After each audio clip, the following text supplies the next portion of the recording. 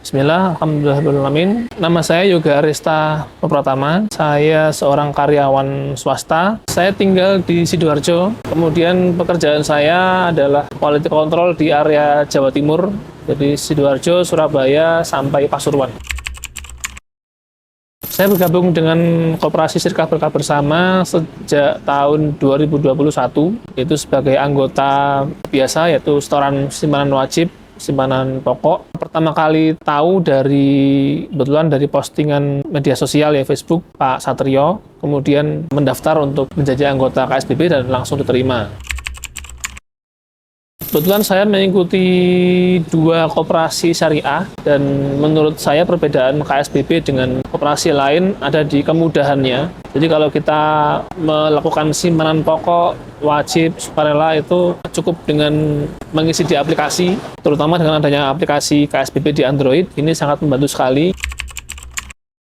Yang pertama mungkin tabungan ya, karena kita kan menyimpan itu juga sambil menabung, jadi kita simpanan pokok wajib maupun sukarela itu semua tentu kita sudah melakukan. Kemudian yang kedua juga ikut dalam permodalan investasi yang dibuka oleh KSBB, di mana terakhir ya itu yang sudah pengembalian modal dan bagi hasil itu saya hitung ROI-nya di angka 10% per tahun, dan cukup tinggi. Kalau kita bandingkan dengan deposito itu mungkin hanya di 4% sudah tinggi, tapi di KSBB mampu memberikan hingga 10% per tahunnya. Dari sisi investasi itu, kemudian dari sisi permodalan atau dari sisi mendapatkan pendanaan, saya juga mengajukan untuk pembelian beberapa barang ya, tablet, kemudian yang terakhir adalah mobil ya. Jadi saya mengajukan pendanaan untuk mobil dan diterima, dan berjalan 18 bulan. Ini sudah tinggal 7 bulan lagi.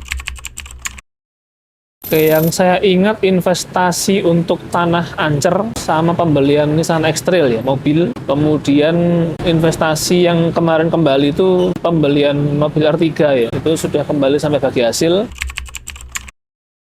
Yang pertama tentu kita melihat proposal yang diajukan, jadi skemanya jelas dan syariah dengan skema mudharabah dan murabahah. Jadi ketika melihat skemanya dan proposalnya, saya melihat bahwa ini skemanya jelas dan tidak mengandung unsur gharar atau unsur yang lain ataupun riba. Dan saat ini kita memang membutuhkan instrumen investasi ya, di mana kita harus istilahnya memecah portofolio dalam beberapa instrumen investasi, dan yang saya ikuti memang kebetulan cukup tinggi di porsi bagi hasilnya dan cukup menarik, sehingga saya pun memutuskan untuk berinvestasi di KSBB.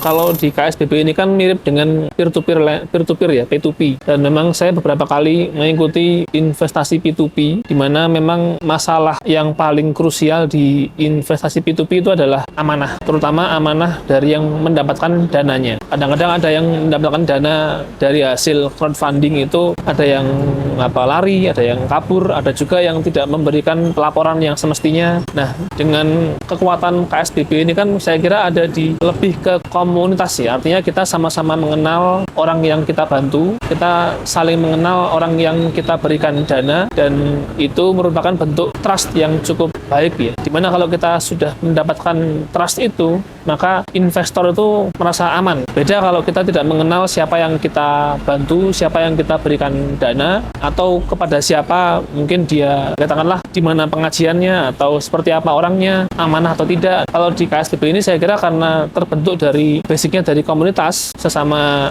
muslim dan sesama pengusaha muslim juga ya, jadi mungkin itu membuat kami lebih percaya dan menaruh trust kepada orang-orangnya. Saya kira KSBB ini kan bisa dibilang hanya sarana, wasilah. Kalau KSBB-nya bagus tetapi orang-orang yang mendapatkan dana itu tidak amanah, ya sama saja. Tapi di sini kita cukup bersyukur bahwa orang-orang yang diberikan dana ini alhamdulillah masih amanah. Mungkin bagi yang belum bergabung, saran saya silakan membuka-buka dulu, mempelajari dulu apa itu KSBB, dari mana asalnya pendirian KSBB-nya. Jadi jangan terburu-buru dulu untuk bergabung sebelum tahu betul apa itu KSBB. Nah, setelah tahu, kemudian mengenal, baru kemudian kalau nanti bergabung, maka tentu kalau simpanan pokok wajib itu kan sekedar menabung, saya kira masih aman ya. Tapi kalau nantinya ada permodalan pembukaan investasi, tetap harus kita mengetahui dulu, membaca dulu apa apa yang ditawarkan. Jangan langsung memberikan dana ya, tapi kita harus mempelajari dulu. Kalau kita sudah mempelajari semuanya, skemanya apa, termasuk juga skema-skema yang dipakai di KSBB ya, mudorobah, murabahah, taksid, itu juga saya kira di samping kita bermuamalah juga kita menambah ilmu juga tentang fikih ya, muamalah itu seperti apa. KSBB saling dukung, saling untung.